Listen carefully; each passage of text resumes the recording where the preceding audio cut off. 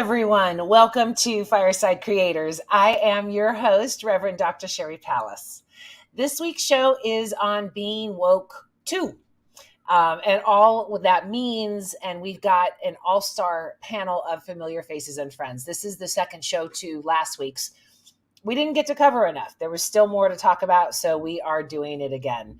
If you are watching on YouTube, be sure to hit that like and subscribe. I have switched back to StreamYard, so make sure that you register with them so I can see your comments and questions. Like I see a Facebook user saying, Sherry, can't see who it is. They may like it like that. Anyway, if you want us to see who you are, go ahead and register. Please keep all comments and questions related to the show, and remember that this is a safe space. Let's give a shout out to our sponsors. I want to thank so much Ruth, Kirsten, Michelle, Ray, and Heidi. You all rock and enable the show to go on. If you would like to support it, go to my website, sherrypallas.com. You can also go to Cafe Press and buy shirts and mugs, or to Patreon and become a member at patreon.com, all under Sherry Pallas. But it's all there under the support tab, so just go. There's literally dozens of ways to show your support for me and this show. Thank you in advance for supporting my work, but most importantly, thanks for being here and welcoming us all into your home. I appreciate you. Okay, on with the show. Let's meet our guests and get smarter. First, we have little bit of changes.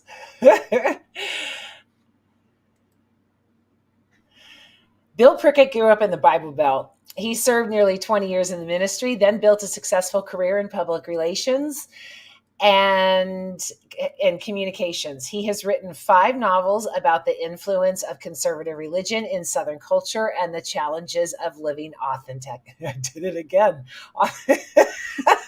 I cannot get that word in this intro. What is wrong with me?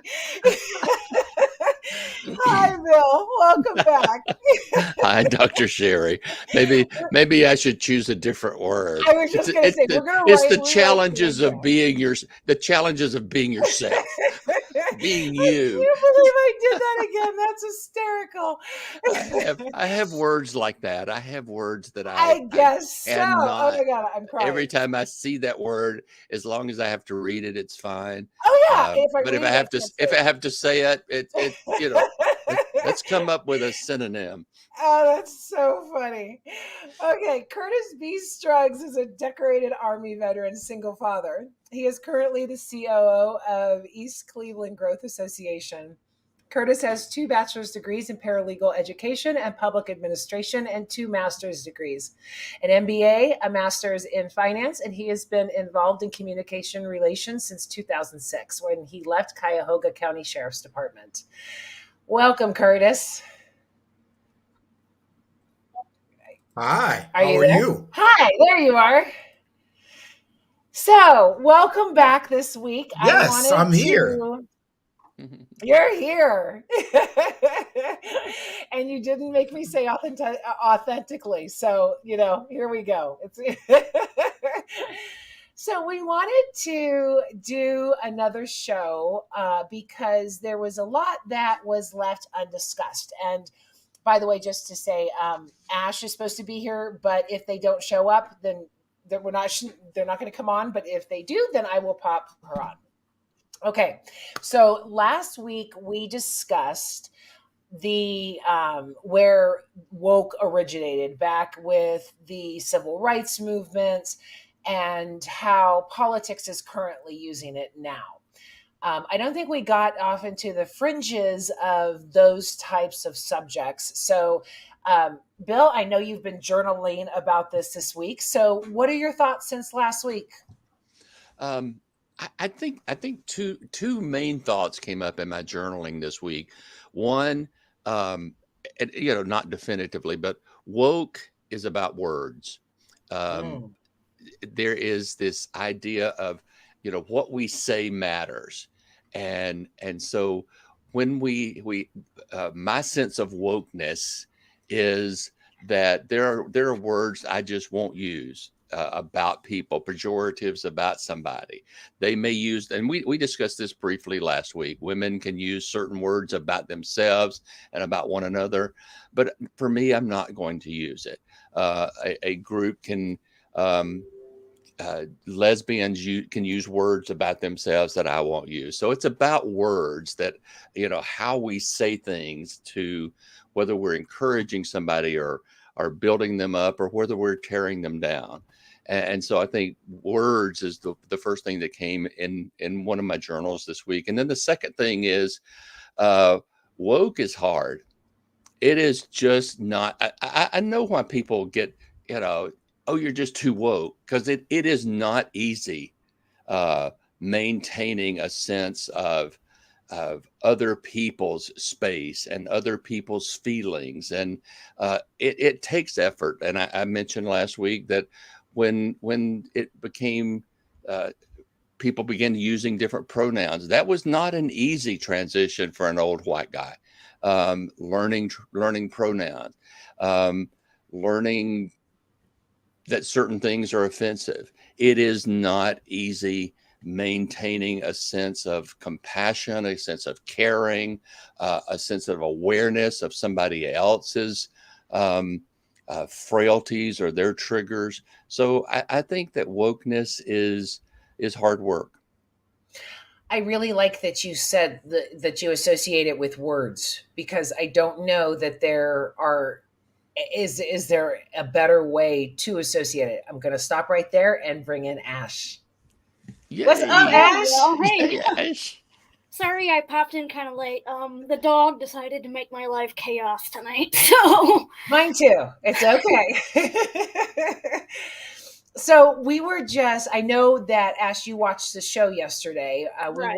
We're just talking about what we've come to realize since then and any input in there. Do you want a second to gather your thoughts, or are you ready? You can give me a second. Sorry. Okay, Curtis, go for it. Well, and I'm just reflecting on what Bill said, and I find that to be a truly profound statement. Right? Coming from an old woman, but um, when we talk about woke and its way it's been weaponized, myself going back to one of my favorite quotes by James Baldwin, who said that to be black and conscious in America is to be in a kind of rage. Um, you know, when have progressed politically, I find myself more and more resembling that quote. We talked last week about the origins of woke and what it means and to different people and why it means what it means. But I think what we didn't talk about was the way that it's being used and the way that it's been weaponized against any sort of progressive, forward-thinking, visionary action Or accountability. And that's I have an issue.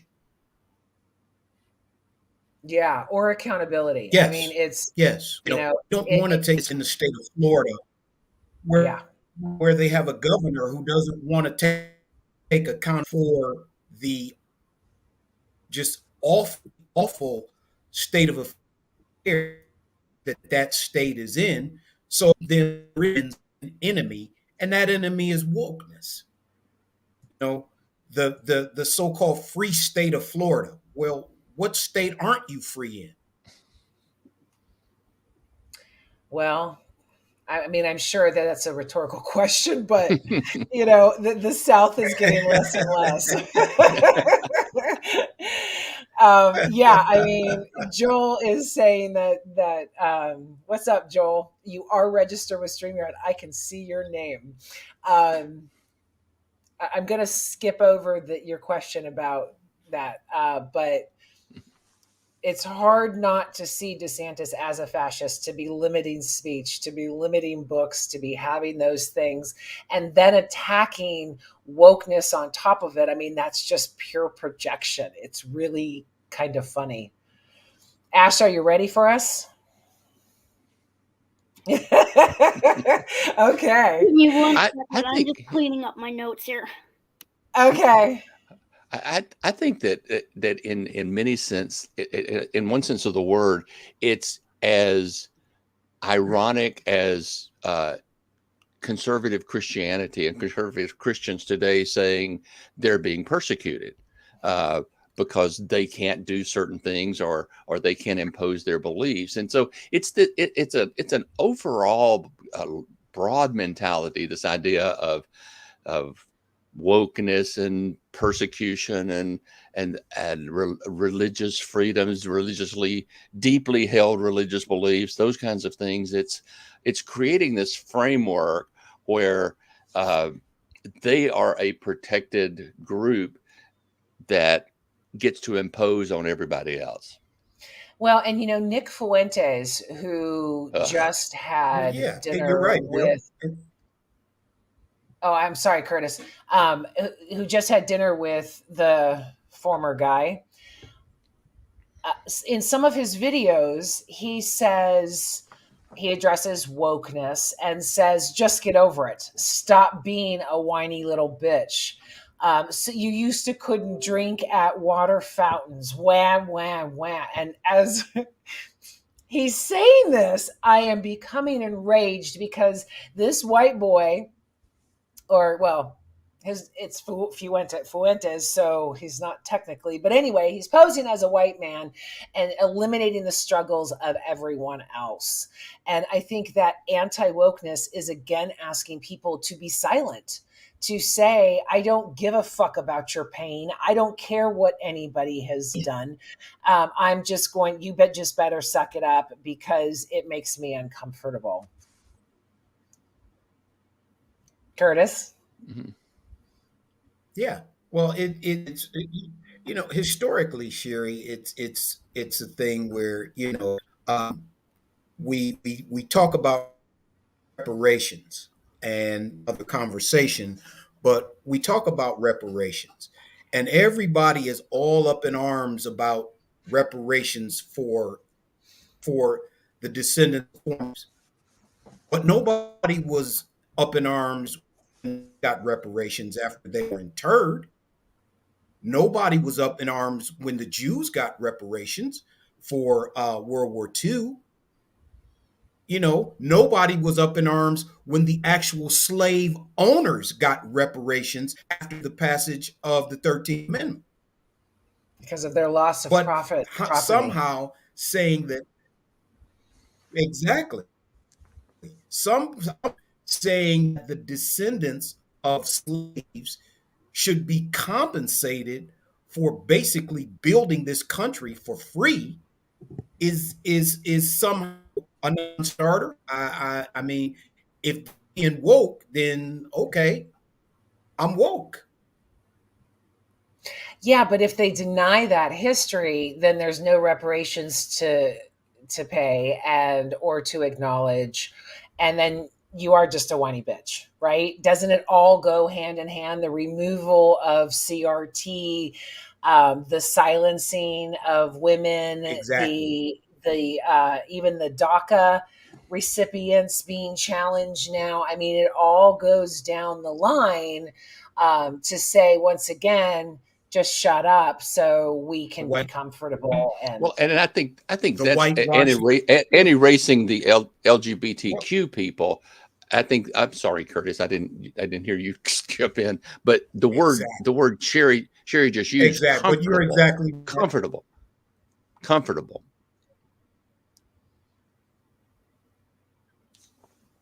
Yeah, and the whitewashing of the history of Native Americans in this country. We never talk about that. We never talk about how Native Americans are depicted in our movies, in our in our entertainment. It's just it's shameful. The Cherokee Nation is fighting for a provision of a treaty that they were promised in 1835. 1835, the United States of America into a treaty with the Cherokee Nation, the Treaty of New Dakota, which moved the Cherokee off their land into reservations in Oklahoma. We touched on that last week. That treaty, the nation was promised a delegate. It's 2022, still have no delegates to Congress. They actually have Kimberly Teehee as their representative to Congress, and our Congress seat her. Why? I want to. Joel made a comment about Thanksgiving, and I really struggled this Thanksgiving. In fact, I posted on Facebook, Happy Colonizers Day, because I really had a problem with that being so whitewashed, and knowing that now. I can look at it as being thankful and a gathering of friends and family. And, the most important thing to me on Thanksgiving is literally the food. But when I think about the inception and how it started, it made me not want to do anything, because it was like, I don't want to celebrate this day, celebrating the colonization that led to the Trail of Tears, that led to all of these massacres. And we just go, oh, well, they shared a meal together and then everything's fine. Right. Manifest destiny. Yeah. Like, especially thinking like it's a celebration. It's a celebration of the day.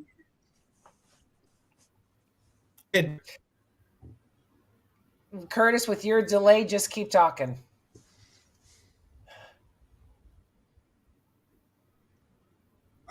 We celebrate a day where the indigenous people, starving immigrants from Europe. Irony at its best. Right. Ash, what were you going to say? Especially for me, like coming off of a generation of being a lot younger than a lot of the people that I know that are talking about some of this stuff. It's like I never even knew the real story behind some of this stuff until I was like probably about 2 or 3 years ago, because they did not teach us this stuff in school at all. It was all a whitewashed lie. Like I literally knew nothing up until about 2 or 3 years ago of how deeply hidden some of this stuff is, and how whitewashed it is, and how screwed up it is. And like they designed it that way. And it makes me feel even like more just kind of sick to my stomach about it, that knowing that they literally designed it that way for us to not know these things. And they want to keep it that way. Yeah. Which is why they're suppressing the teaching of actual history in our schools. Right. Well, and in some cases, math. I mean, they're saying that CRT is being subliminally sent through math equations. What? I mean, the fear mongering is just insane. It's goes to the, if we say gay in school, then children are going to be gay. A couple years ago, when I was going through all of my things, I found this card from this girl. We had to have been in kindergarten, first grade, maybe. I looked at it when I saw it. It was definitely very childlike. And this girl poured her heart out to me. It was the sweetest thing ever, but it was obviously, come on. And it was written in child's handwriting. And it was, "You are so beautiful. I want to kiss you. I dream of you." A, didn't turn me gay. B, I didn't even remember it. But I guarantee you that person, the name was even ineligible, so I don't even know who it was. But someone at that age poured their heart out to me, and I don't think that was influence. We were at a Christian school, no less. Mm-hmm.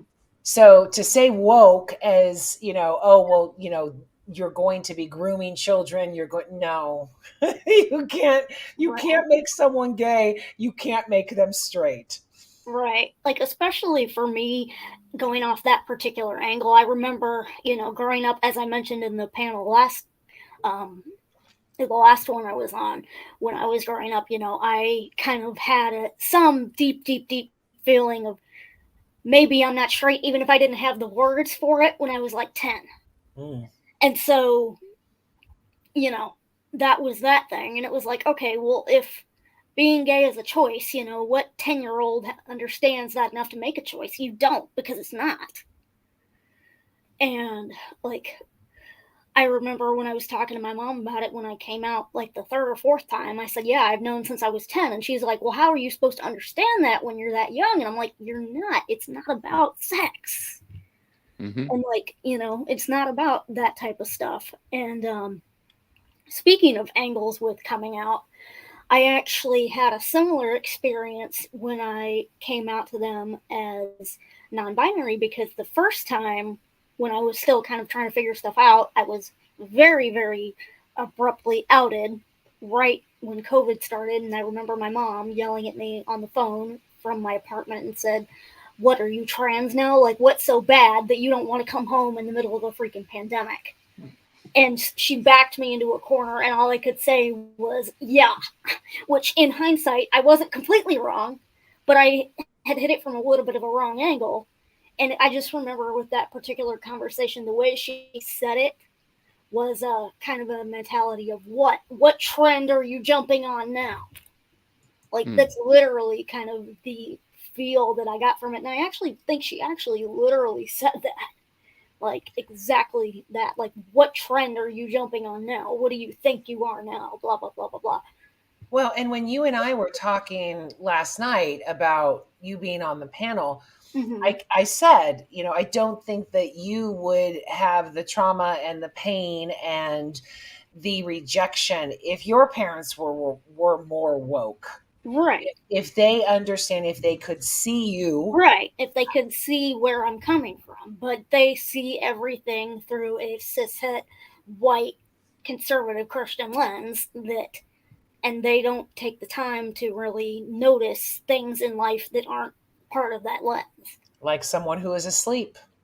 Exactly. Yeah. And we had actually mentioned that during our conversation, because I remember, I'm not sure if I told you this in particular, but during our conversation but a couple weeks ago, I unfortunately, thank God, everybody was safe, but one of my very good friends, who happens to be my drag brother as well, they live out near Colorado Springs, and the first thing I had texted them when I found out about everything, I'm like, oh my God, please tell me you're not out right now. Like, I literally texted them at 3:00 in the morning. I'm like, please get back to me. Like, I'm freaking out. And thank God they weren't out that night, but it hit way too close. Way too close. Like, this is freaking, people that I consider my family. Yeah. And I remember I was talking to my mom about it, and I said, I didn't use drag family or any of that, because basically, long story short, the homophobic side of my parents says I'd rather pretend that side of you doesn't exist.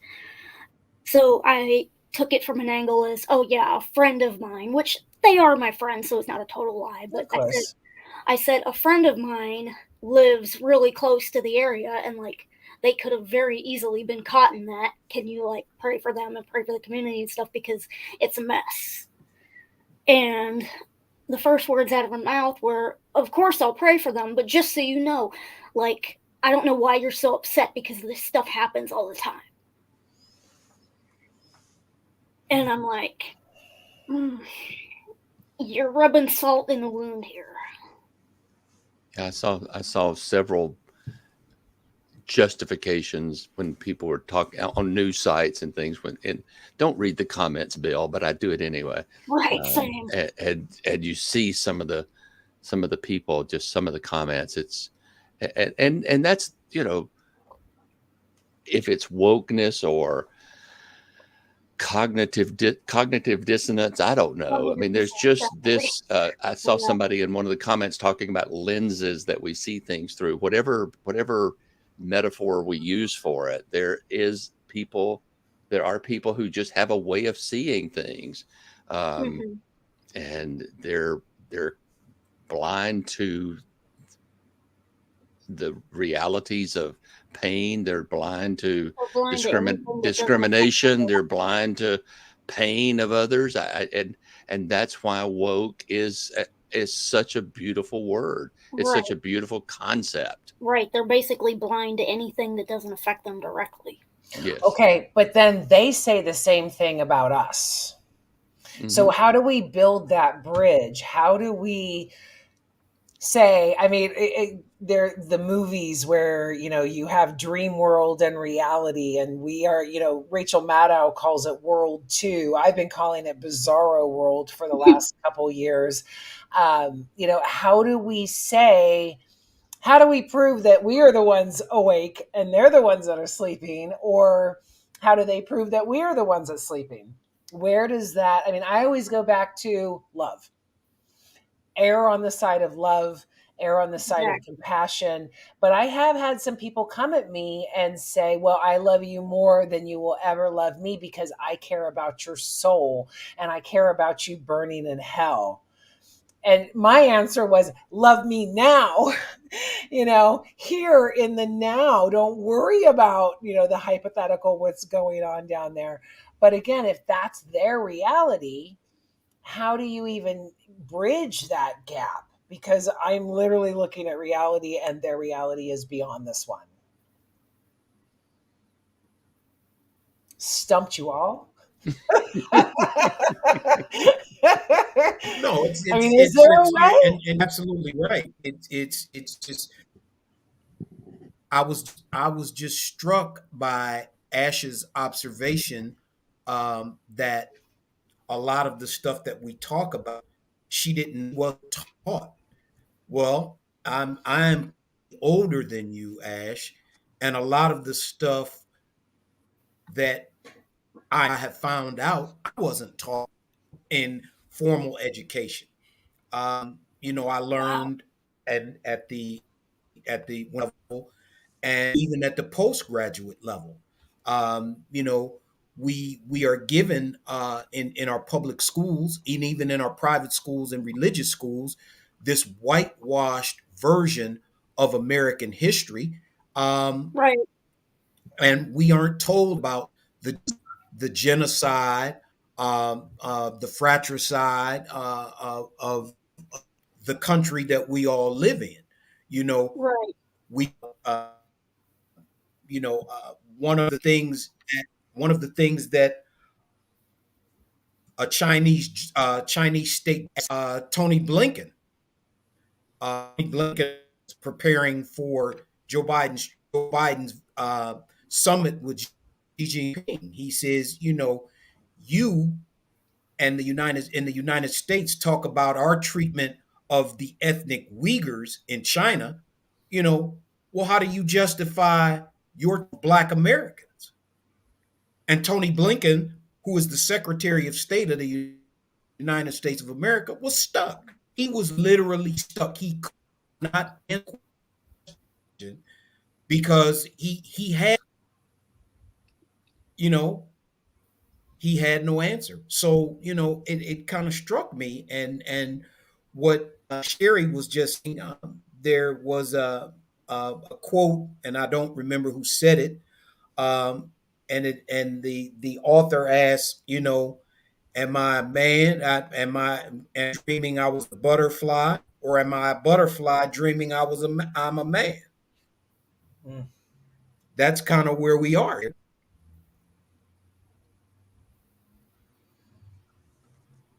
Oy. I mean, I don't know.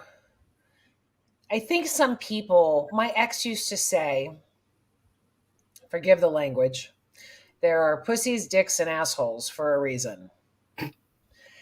And he would elaborate on those reasons, all crude. But I think some people just really enjoy being an asshole.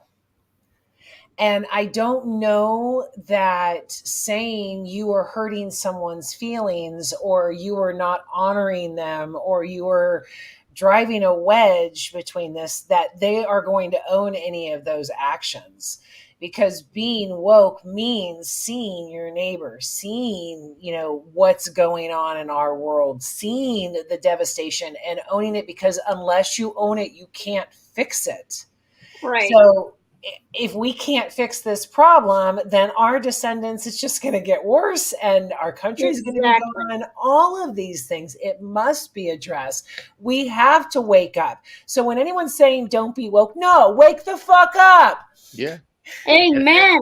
And I don't know. I try to, when I engage with people who seem to be narrow-minded, seem to be bigoted, seem to be homophobic, I try to listen as much as possible, and think that there may be reasons. They could be this way because they just don't know. They've never been taught. They've never met a person. They've never had these kinds of issues in their life.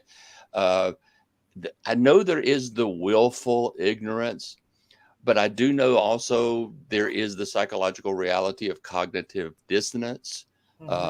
Fundamentalism is one of the largest cults in the world. And so fundamentalists, I was one of them. Fundamentalists are taught a certain way of thinking, a way of seeing, and trying to break through that is a task that I don't think most of us are capable of doing. Even Jesus himself talked about those people who have ears to hear or eyes to see. Not everybody has ears to hear. Not everybody's ready to hear. Not everybody's ready to see. I can't make them. Maybe I can I can try to shake them awake, but most I can do is live my own sense of what is wokest.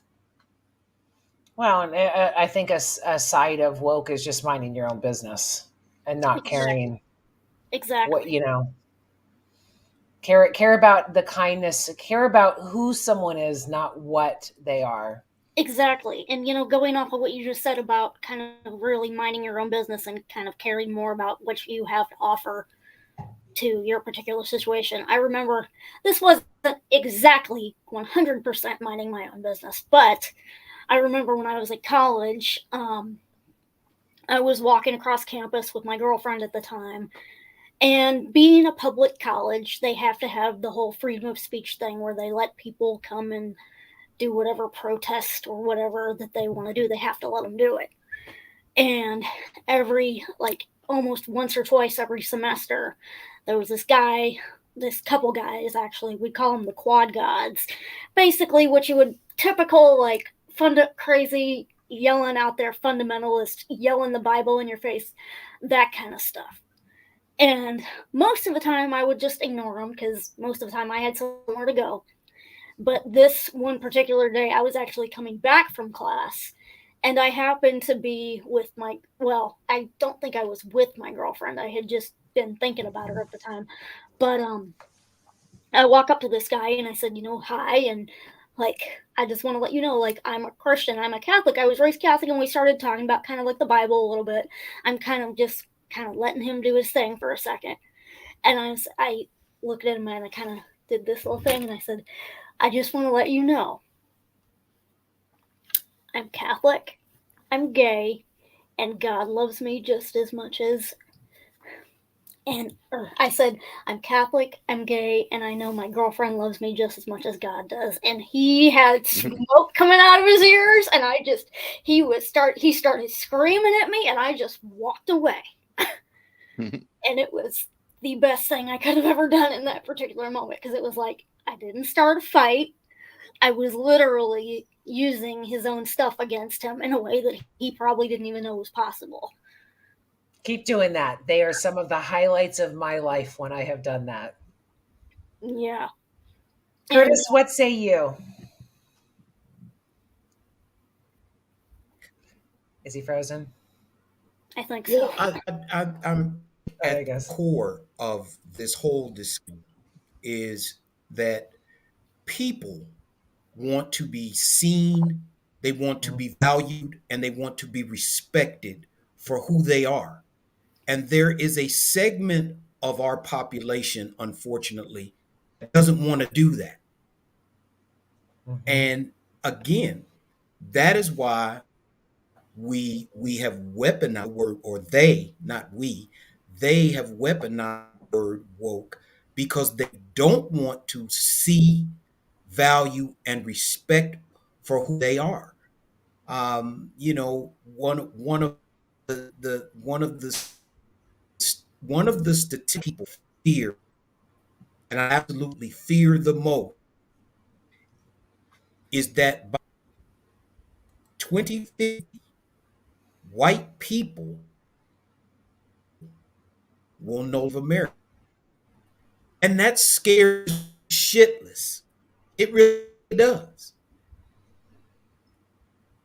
You broke up for a second. What scares people? By Curtis? 2050, white Oh, people will no longer be, yeah, can you hear oh, me? Yeah. yeah. By Yeah, the 2050, majority. white people will no longer be, yeah, they will no longer be country, and that scares them. That frightens them more than anything else. So Yeah, I it's did a a point show. where We did we the Great can't Replacement give Theory. attention and concentrate as more. Yeah, is we've got to attain and concentrate power as quickly as we can.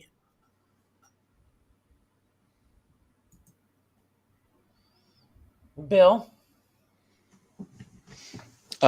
Yeah, I think the status quo goes back to Dr. Sherry's term comfortable. And I think that is when the status quo is being challenged, which LGBTQ people do, which uh, the influx of racism, the influx of different races, and the rise of visible people of color, that challenges status quo. Um, any kind of things that upsets the way things have always been. Um, I mean, it upsets people, and the easy thing to do, because being woke is not easy. The easy thing to do is to lash out, um, and so we don't want to talk about pronouns. He and she were good enough growing up. Just stick with that.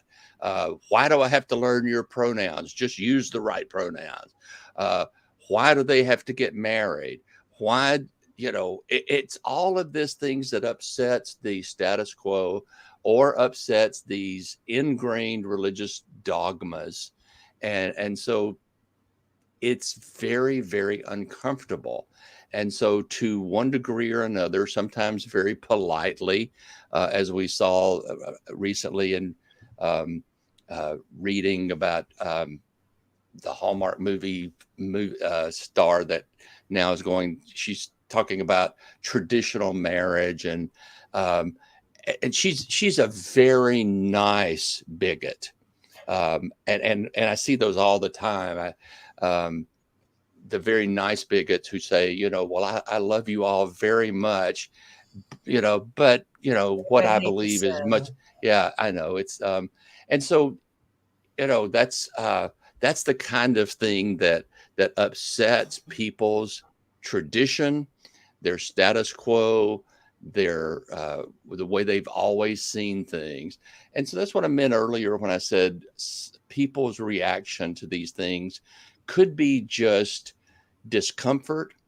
And so talking to them might be a good way to do it, having an exchange, sharing, what that word means. I had a conversation several years ago. I have a special needs granddaughter, and somebody used the word retard online. And I just said, that's a very offensive word. Um, and I explained our situation, and they were so apologetic. They had just never thought about it. They had never thought about that being an offensive word because they were raised using it. So I think sometimes we can talk to people. Sometimes it's wasting our time to talk to them. We're just going to waste our time and energy talking to somebody who is more comfortable being comfortable. Well, isn't that the definition of conservative? I mean, the conservative, they don't want change. They don't want to be uncomfortable. Just keep everything the status quo. The progressives come in and go, no, let's shake everything up. Let's change this. Let's do that. And then the conservatives go, no, don't do that. So if you have that conservative mindset and you have that passion in your life, then there's going to be very few things that change or that you allow change or diversity or those types of things, because that is the way you see the world, right? Well, it is. You're we talk about the good old. Well, who's really good? We never think about the good old days. We never think about who the good old days were really good for. Right. You know, if you were a black sharecropper in Alabama, were they really gold days? Right, and especially with me, like talking to my parents and stuff, they grew up in the 60s. You know, They grew up. He's on delay, Ash. Just keep going. Were they good old days? They grew up in the 60s, and they saw like a lot of the race riots and stuff going on back then. And, back then, I remember I was talking to my mom about it. She was like, of course I was on the right side of that and like believing that all that was, the right thing to do, like equal rights and all that. And then now talking to her and talking to my dad, it's like, okay, well, like my dad, especially, his favorite thing when it comes to race stuff is, okay, well, if they would just comply with the police, blah, blah, blah, blah, blah. I'm like, oh my God, stop it. Stop it. I just, like, you live in a little cishet white male bubble. Like, I don't have any authority to speak on that, and you sure don't. Like, come on. Like, and it's not always white, just cis people. right. I've had conversations within the LGBTQ community who didn't seem to understand Black Lives Matter and, why do they have to protest? Why does it this? I said, do you understand that most of the rights that we have today started with a riot in New York City at Stonewall? Exactly. I mean, riots happen sometimes when you oppress people to the point they feel they have no other option. Now, I am an avowed pacifist. I do not believe in violence, but sometimes you push people to the point that they are going to push back.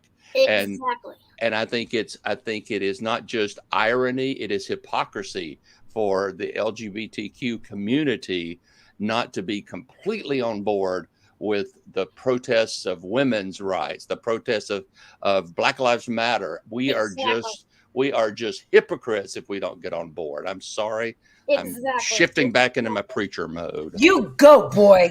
Well, I mean, that leads me to, and this may need to be, to answer this question may need to be a whole nother show, but why do we always other people?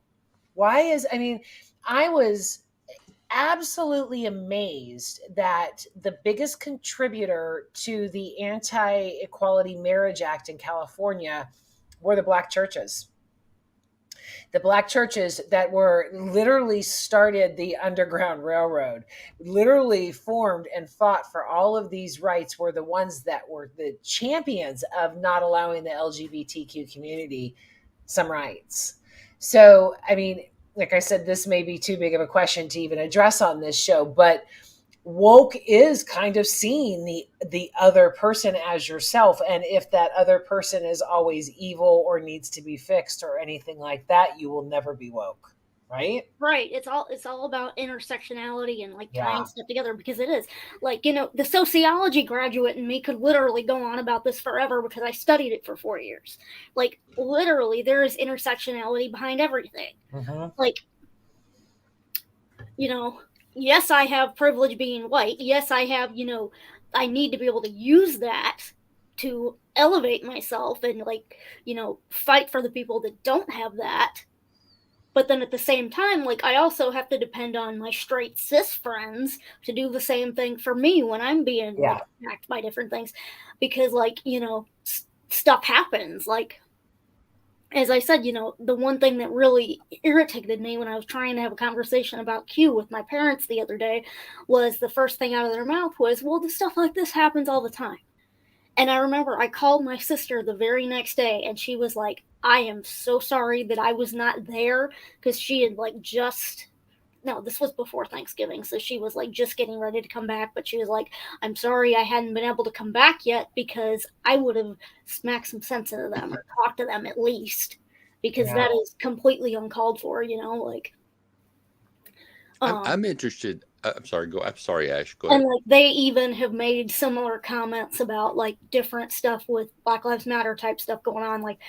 My dad, especially, his favorite thing, it annoys the heck out of me. Oh, well, if they would just comply, I'm like, what is? I've been saying the same thing about Trump for a year. Right.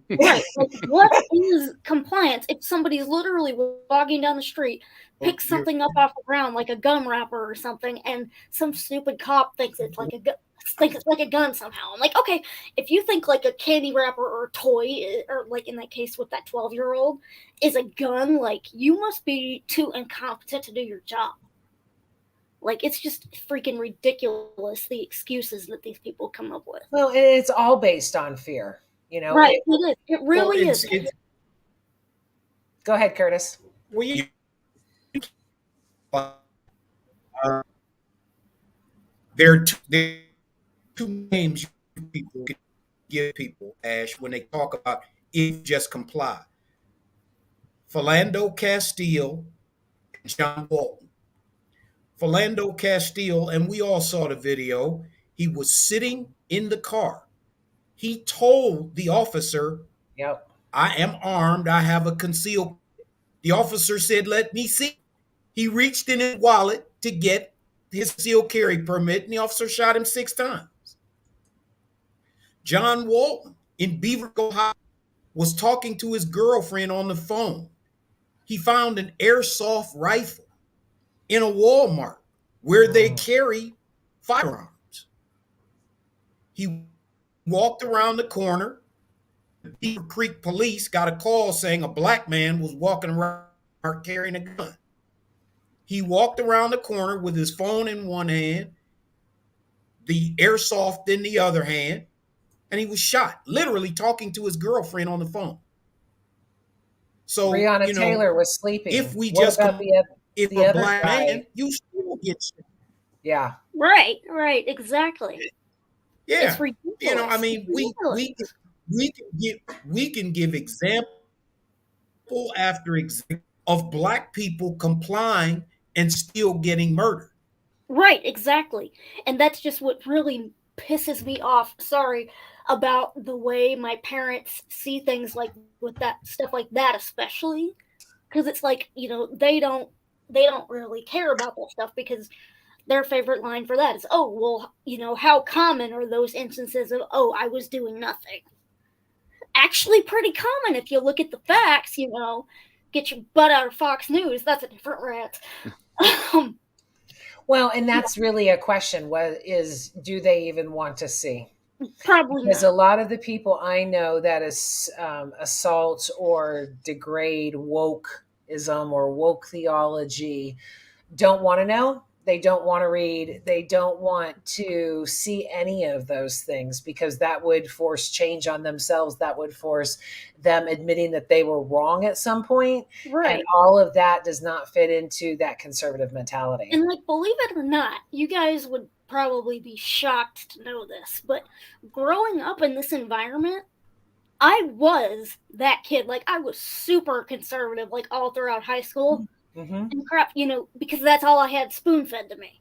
Mm-hmm. And then I didn't get a chance to go away to college right away just because of personal reasons, but I started at the community college, and I, came out and started making all these friends, and I realized, oh crap, my bubble is actually a lot, it just popped my conservative bubble that I've been trapped in for years, and it's oh my god, there's a world out here, what? And I guess for some conservatives that can be kind of a shocking transition per se. But I wish I could sit down with my parents and explain that to them, that, yes, once that bubble pops, it's going to be weird, but it's a good thing. So many people who have been on this show have said that. We grew up in this small town, and as soon as I left, all of our beliefs and everything were exposed. Right. Like, even my friends from down in Atlanta that still live there, even they've all gotten a lot more liberal, like, as they've all gone to college, even if they stayed in the state. Yeah. Because it's like, when you go to college and stuff, it opens your mind to a whole bunch of different points of view. Like, honestly. Which is why they assault education, too. Right. Right. Honestly, especially considering I actually have one friend from down in Atlanta that we reconnected after, like, God, probably not talking for about 8 or 9 years, but we reconnected on Facebook. And I remember one day something in me decided to randomly message her, and I was like, hey, what's up? We haven't talked in like 5+ years. What's going on? Because I saw you had like some drama going on your Facebook. And she was like, oh, well, my girlfriend just left me. And I'm like, wait, girlfriend, what? And we had that whole conversation because, like, she was one of those kids that kind of bullied me for stupid stuff in elementary school, and then we just kind of became friends. And then I'm like, oh, wait, you're one of me? Like, I'm one of you? Huh? Like, we're in the same, like, team here? And it was this mind blow moment because, like, we both grew up in this, like, small town and then finally got out of there. And, like, don't get me wrong, there's nothing really bad about small town, like, stuff like that, but you got to be careful to make sure you don't get sucked into the bubble. Like, I wish there was such thing as having, like, the whole small town, family value, not family values in a bad way, but, the whole, oh, I want to be, part of my family and go to a church and whatever, that kind of conservative values that people seem to want to go back to, but without the bigotry. Like, that's the challenge, and I think that's what they don't want to confront. Like, that they can still have their, oh, I care about my family, oh, I care about my country, without being a wild bigot that affects everybody else. They can only do so if they're asleep. If they're woke, they would know that they were hypocrites and had to change something. Bingo, exactly. Curtis, I cut you off last time because you sounded like you were underwater. Anything that you want to put in here?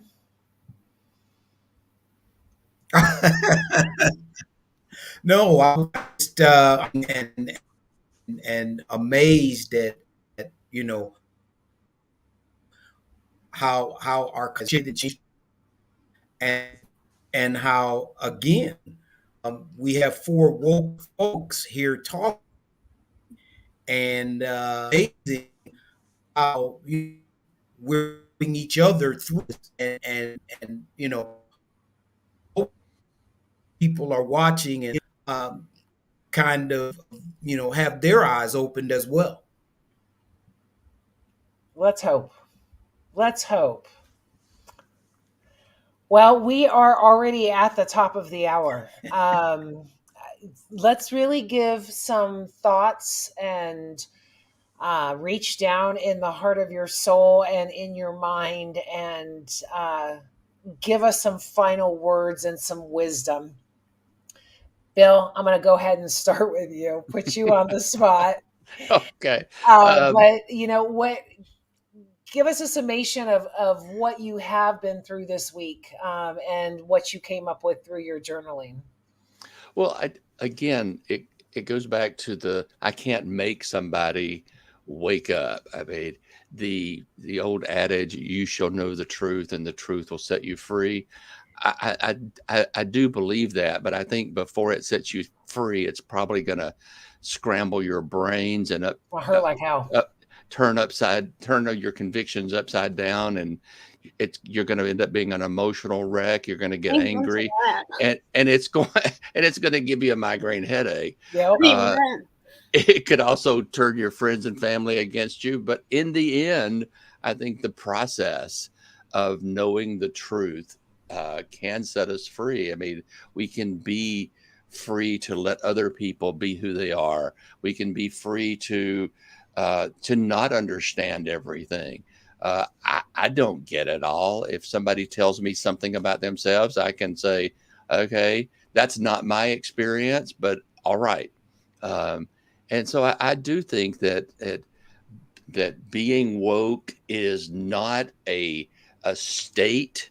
It is a process. And Love so that. we are constantly learning new things about people. I remember a church that I used to go to, the first trans woman I ever met. And she was so gracious and generous to this Southern Baptist boy who had just moved to Southern California. And I said, I don't understand. And she said, let's go have lunch. And she took me to lunch and she listened. She answered my questions. And I'm forever grateful for her letting me see her experience. And so I think, and we talked about it last week, talking and listening to one another. Um, that's how we will move past these walls. There's a meme that says something to this effect, but it's so true for my life, is that if you don't have any regrets, that you're not growing. And there was a time in my 30s that I used to say my only regret is smoking. As I get older and I grow, my list of regrets grows too. And a lot of people might say, well, I don't want to have those regrets. I don't want to have those things. But for me, they're a good thing, because I see them as times I was stupid, and then I'm no longer that stupid. I'm stupid about other stuff, but I'm not stupid about that thing that I was already stupid about at some point. So while I took pride in not having any regrets at one point, I now take pride in having a lot, because I wouldn't make those same mistakes. And I think that's what waking up is. That's what being woke is. Ash, what about you? Final arguments? Well, wait. Let me interrupt myself. And Bill, everybody Yes. go to Bill's website. You can Yes. find him on Facebook, Twitter. Go for it. Just give him the rundown. Yeah. There's my website. You can find my blog there that I write, and you can find a link to my Amazon page to find the novels that I've written. Well, thank you so much for earning your green jacket for 3 weeks in a row, and being on here. I appreciate it. Ash, what are your final words, and where can people find you? So, one thing that really actually hit me, and I did not have this in my notes originally when we talked, but one thing that really hit me coming back to this conversation and the whole, um, being awake and realizing that, the world is bigger than some bubble that some people supposedly live in within their lives. One thing came back to me. I was originally, before I was a sociology major, I was a nursing major for a little bit. And I had to take at my community college a cultural diversity class as part of that nursing program that I was trying to get into. And I had the same professor as my dad did at one point, because he was also in the nursing stuff at some point. That's cool. And I said, do you want to tell me about this professor? And so he did. And he forgot to mention, and this is obviously not a big deal for me, but it just kind of threw me off and opened my eyes to a lot of things. This professor, basically had like a regular, normal, like Americanized name, which you wouldn't even think.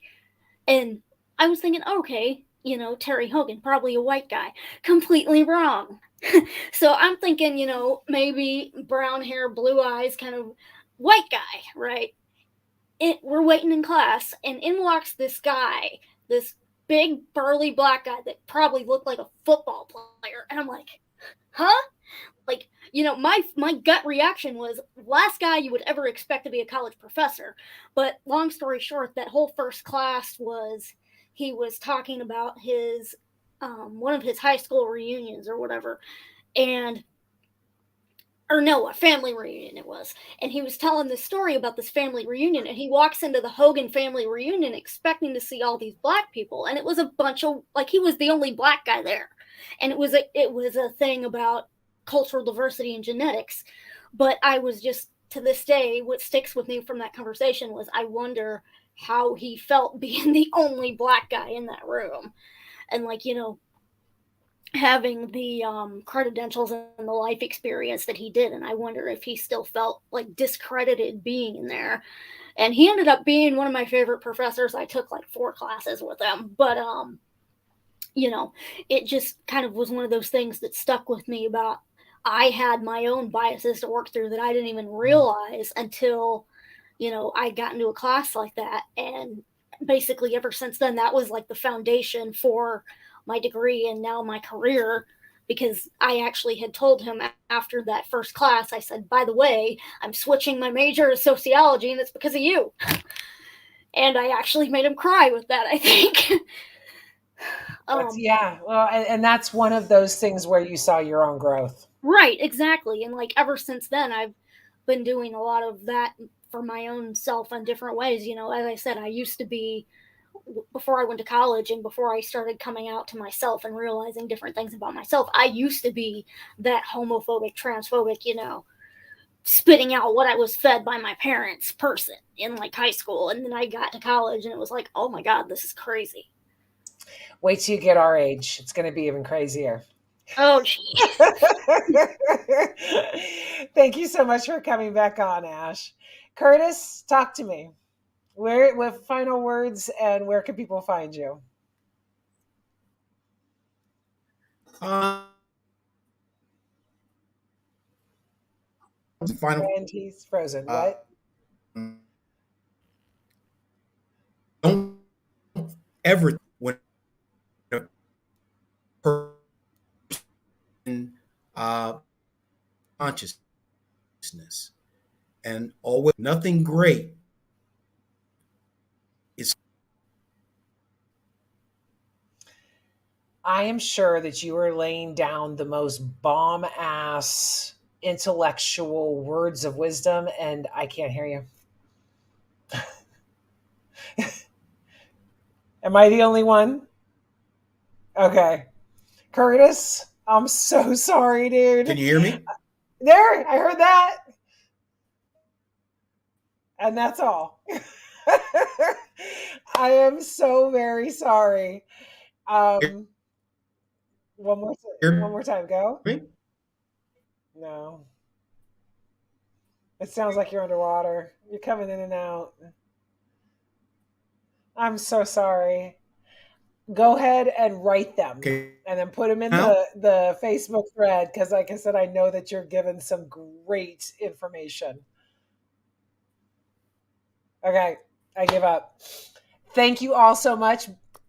Bill, fourth time's charm. Ash, twice for you. And Curtis, you have literally been on this show since the first show. So, Joel said that you said nothing good comes easy as I thought. That is very true. So somebody heard you. Thank you so much, all of you, for the vulnerability and information and for making us all smarter. I will see you backstage.